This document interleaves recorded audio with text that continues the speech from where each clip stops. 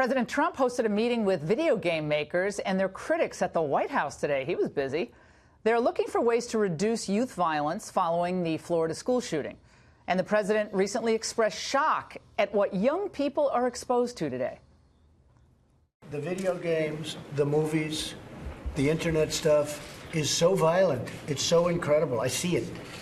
I get to see things that you'd be amazed at. I have a very young son who I look at some of the things he's watching and I say, how is that possible? And this is what kids are watching. Now let's discuss whether there is any link between violence on the screen and real violence with Ben Shapiro, editor-in-chief of the Daily Wire, and retired Army Lieutenant Colonel David Grossman, who's authored books on the psychology of violence. Army Ranger, black belt, and everything. Okay, you win just on that score. It's great to have you both on. Let's start with you, David, because some of these games are really wild. I mean, they're pretty graphic, pretty gory.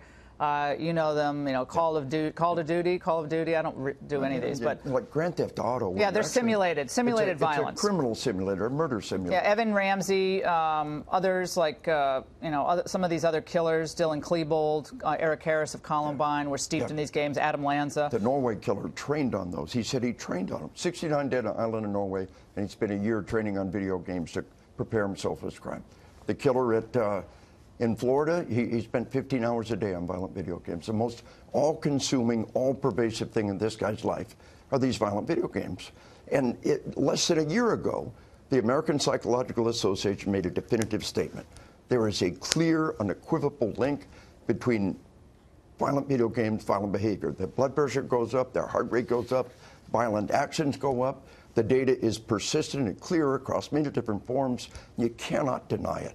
It is overwhelming. Ben Shapiro, I know you're skeptical about a link from video games. Yeah. Millions and millions of people play these video games. I mean, girls aren't as into these video games, I'm sorry, as boys are. but I think if my sons had access to them, I'm sure they'd play them all the time, because something about the boy's brain and these games.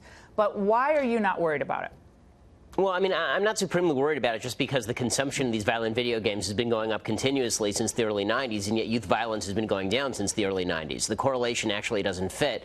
As far as individual instances, I mean, you can find patterns in very sporadic instances among virtually all data sets, but there's some pretty mixed data about this. It's true that the American Psychological Association recommends that parents not allow their kids to play these games. I wouldn't let my kids play these games because I think they're immoral, frankly, but that should really be up to parents. I'm not sure the government should be in the business of stepping in. In 2011, Justice Scalia, in a majority decision 5-4, found that it was actually unconstitutional for the state of California to regulate the capacity of parents to be able to get these video games for their kids, or even for kids to get them themselves without parental permission. He saw that as a content violation under the First Amendment.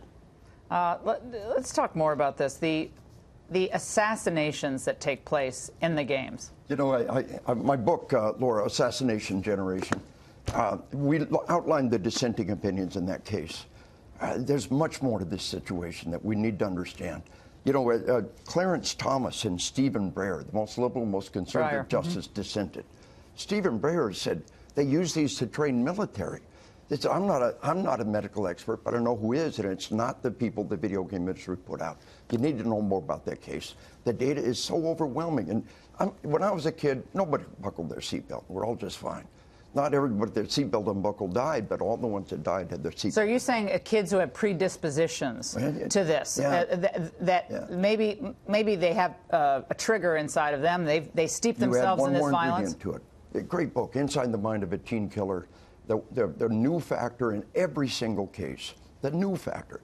The fact that violent crime is down is not true. Are they using these in Army Ranger training? Do they do video simulation now? But we do it with law enforcement and military training. We use simulators. You don't see it in Ranger School, but you see it as an integral part of our training.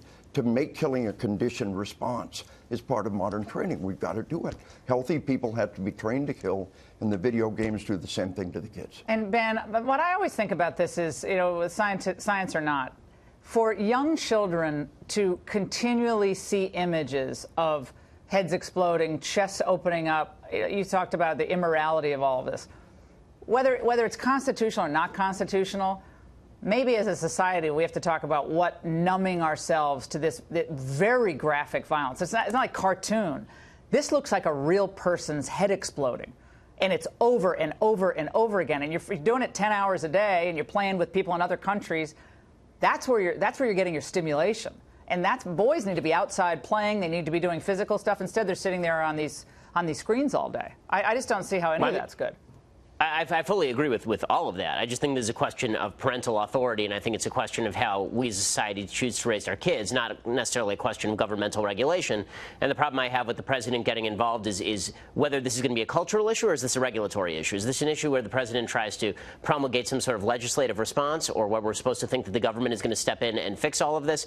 Because, again, I'm not sure that the statistics match up in terms of just public policy. But I think we're all in agreement that we'd all prefer that kids play less of this, and we have a pretty robust rating system on video games as well. I hope it gets more robust, and I hope more parents take responsibility for the crap their kids are putting in their system. You know, the Adam Lanza, who had such an empty look in his face, he obviously had severe mental problems as well. We have laws protecting our kids from guns and tobacco and alcohol and pornography, sex, automobiles, firearms, and all those other areas. They wouldn't buckle their baby in their car seat if it wasn't the law. It's not to get done until we take action. Most major nations on the planet regulate children's access to these games. We're about the only major nation that doesn't do that. Well, I'm glad I don't like these games. So it's great to have both of you on.